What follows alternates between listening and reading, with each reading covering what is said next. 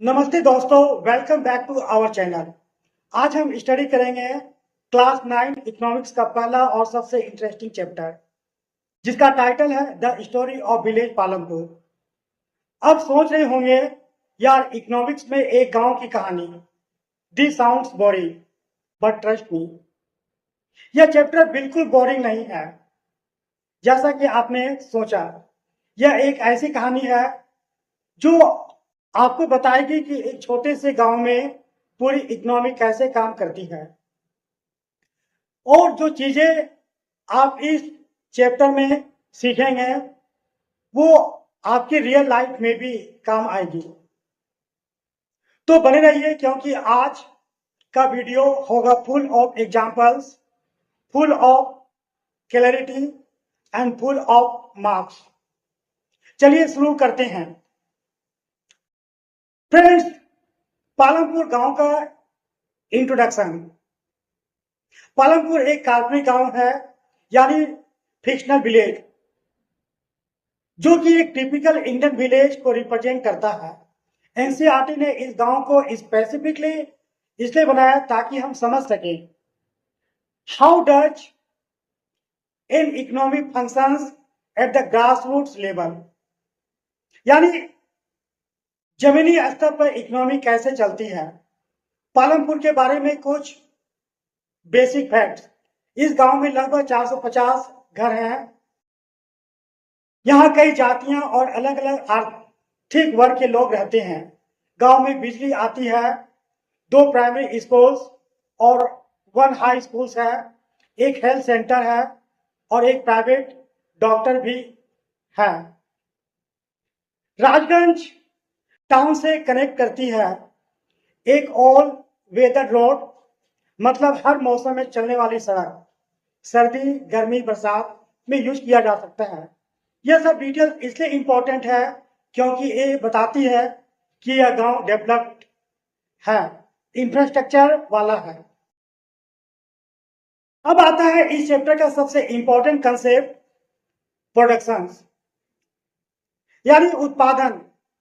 Production का मतलब है कोई भी गुड्स या सर्विसेज बनाना, चाहे वो गेहूं हो, कपड़ा हो या फिर कोई सर्विस हो। लेकिन प्रोडक्शंस के लिए चाहिए होते हैं जिसे हम कहते हैं 4 फैक्टर्स ऑफ प्रोडक्शंस। पहला आपका फैक्टर्स है लैंड, भूमि। लैंड एक नेचुरल रिसोर्स है, इसमें आती है जमीन, जंगल, नदियां, खनिज। पालमपुर में 2726 हेक्टर्स ऑफ लैंड है जो कल्टीवेशन के लिए यूज होती है, और यह फिक्स्ड क्वांटिटी है। Land can not be increase, यही इसकी सबसे बड़ी लिमिटेशन है। दूसरा गाइड आपका लेबर, यानी श्रम। लेबर का मतलब होता है ह्यूमन एफर्ट, शारीरिक या मानसिक। पालमपुर में ज्यादातर लेबर आती है स्मॉल फार्मर्स और लैंडलेस लेबरर्स से। लैंडलेस लेबरर्स यानी वे लोग जिनके पास खुद की जमीन नहीं है, वो दूसरों के खेतों पर काम करते हैं। लेबर 2 तरह की होती है। पहला आपका फिजिकल लेबर, खेत जोतना, फसल काटना। Mental labour, planning management. Physical capital, भौतिक पूंजी भी चाहिए, यह भी एक फैक्टर्स है। यह वो सब चीजें हैं जो प्रोडक्शन में यूज होती है, जैसे tools, machines, buildings, raw materials. Physical Capitals भी 2 प्रकार की होती है। पहला आपका फिक्स्ड कैपिटल, जो बार बार यूज होती है, जैसे tractor, tools, pump, set. Working capital, जो एक बार यूज होने पर खत्म हो जाती है, जैसे सीड्स, फर्टिलाइजर्स, मनी। अब समझते हैं ह्यूमन कैपिटल, मानव पूंजी। यह है education, skills, knowledge, experience. Machines can be bought but skills have to be developed. एक एजुकेटेड और ट्रेंड फार्मर ज्यादा इफिशिएंटली काम करेगा, यही है ह्यूमन कैपिटल्स। तीसरी बात है फ्रेंड्स, पालमपुर की मेन इकोनॉमिक एक्टिविटी है फार्मिंग, मल्टीपल क्रॉपिंग, बहुफसल प्रणाली। पालमपुर के फार्मर एक ही जमीन पर साल में एक से ज्यादा क्रॉप्स अनाज उगाते हैं। इसे कहते हैं मल्टीपल क्रॉपिंग।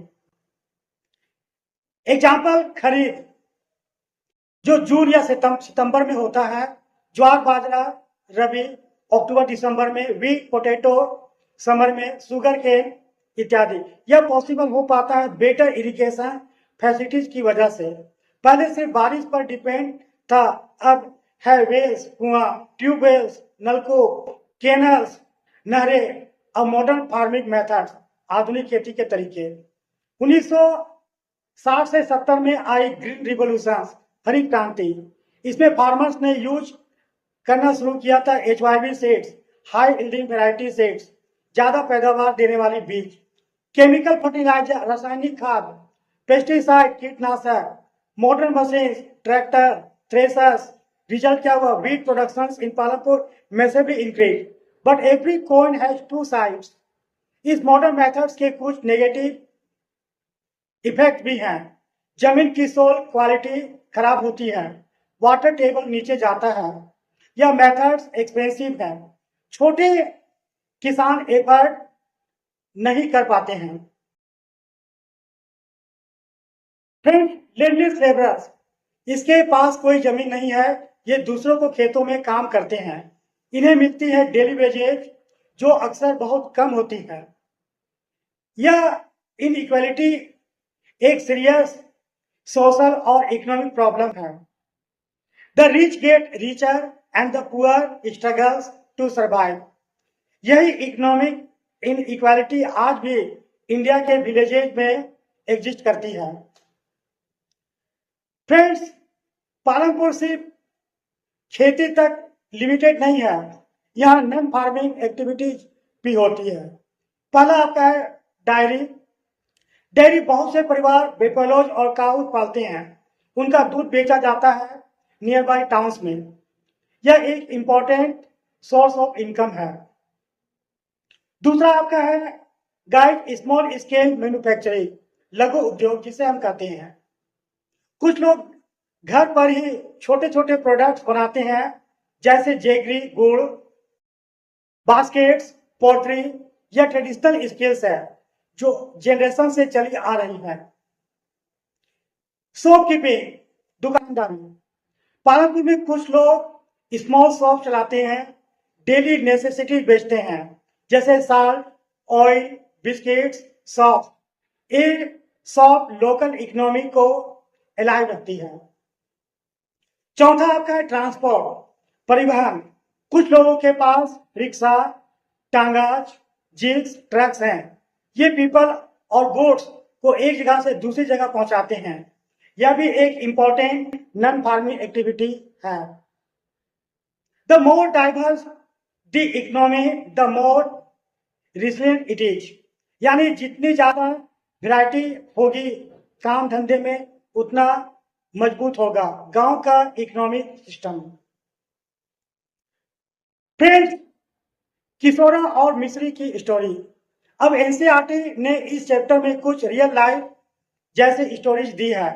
किशोरा की स्टोरी। किशोरा के पास सिर्फ 2 हेक्टेयर लैंड है, काफी कम। उसने बैंक से लोन लिया और एक बेफलो, एक भैंस खरीदी। अब वो खेती के साथ साथ डायरी भी करता है। उसकी इनकम बढ़ी, ही डाइवर्सिफाइड हिज इनकम सोर्सेस। मिश्री की स्टोरी। मिश्री एक लैंडलेस लेबरर है जो राजगंज जाकर अपना लेबर बेचता है कंस्ट्रक्शन साइट्स पर। He is part of the migrant labour force जो रोजगार के लिए शहर जाते हैं। ये दोनों स्टोरीज बताती है कि सर्वाइवल के लिए क्रिएटिविटी और लैंड वर्क दोनों चाहिए। फ्रेंड्स, तो दोस्तों, यही थी the story of village Palampur. एक सिंपल सी कहानी जो हमें बताती है कि इकोनॉमी कैसे काम करती है। Every big economy starts from a small village. अगर यह वीडियो हेल्पफुल लगी तो लाइक करें, शेयर करें और सब्सक्राइब करना मत भूलिए। कमेंट में बताएं which factor of production do you think is most important? Next video में हम पढ़ेंगे चैप्टर 2 पीपल एज रिसोर्स। तब तक कीप लर्निंग, कीप ग्रोइंग। जय हिंद।